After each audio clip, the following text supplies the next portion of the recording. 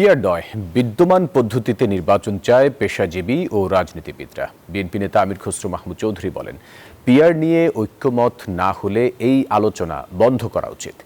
সেমিনারে অন্য বক্তারা বলেন, জাতীয় নির্বাচন এখন সবচেয়ে গুরুত্বপূর্ণ, পিয়ার নয়। পিয়ার পদ্ধতিতে নির্বাচনের দাবিতে রাজপথে লাগাতার আন্দোলনে জামায়াত ইসলাম সহ কয়েকটি রাজনৈতিক দল।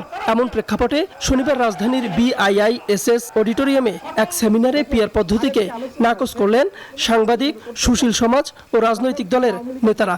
ফেব্রুয়ারিতে যদি আমরা নির্বাচন চাই, পিয়ারের কোনো সুযোগ নেই। আওয়ামী লীগের প্রশ্নকে প্রপারলি ডিল না করে এখানে পিয়ার পদ্ধতি ইন্ট্রোডাকশন মানে হলো আওয়ামী লীগকে পুনর্বাসন শুধু না, রেডিমেড ক্ষমতায় বসানোর একটা প্রক্রিয়া। বাংলাদেশকে স্থিতিশীল রাখার জন্য অবশ্যই বর্তমান যে পদ্ধতি রয়েছে সেই পদ্ধতিতে নির্বাচন করা দরকার। বান্ডেল থাকলে প্রতি সেনমানিতে টাকা বাঁচবে। বিকাশ সেনমানি বান্ডেল কিনে জিতুন প্রতি লেনদেনে। সংস্কার ও নির্বাচন প্রেক্ষিত জাতীয় ঐক্য শীর্ষক সেমিনারে এসব কথা বলেন তারা।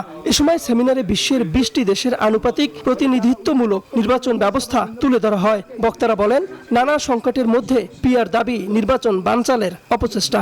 আমাদের ক্রাইসিস এখন কোনটা? আমি মনে করি ক্রাইসিস হলো holding of quality acceptable to all national assembly election. আমরা মনে করি যে নিম্নকক্ষে পিয়ারের কোনো বাস্তবতা নেই, উচ্চকক্ষে পিয়ারের ব্যাপারে আমরা আরো আলোচনা করতে পারি। একই সেমিনারে কথা বলেন বিএনপির স্থায়ী কমিটির সদস্য আমির খসরু মাহমুদ চৌধুরী। বলেন, পিয়ারে ঐক্যমত না হলে এই আলোচনা বন্ধ করা উচিত। পিয়ারে যদি ঐক্যমত না হয়, ক্লোজ দ্য চ্যাপ্টার বন্ধ করে দেন।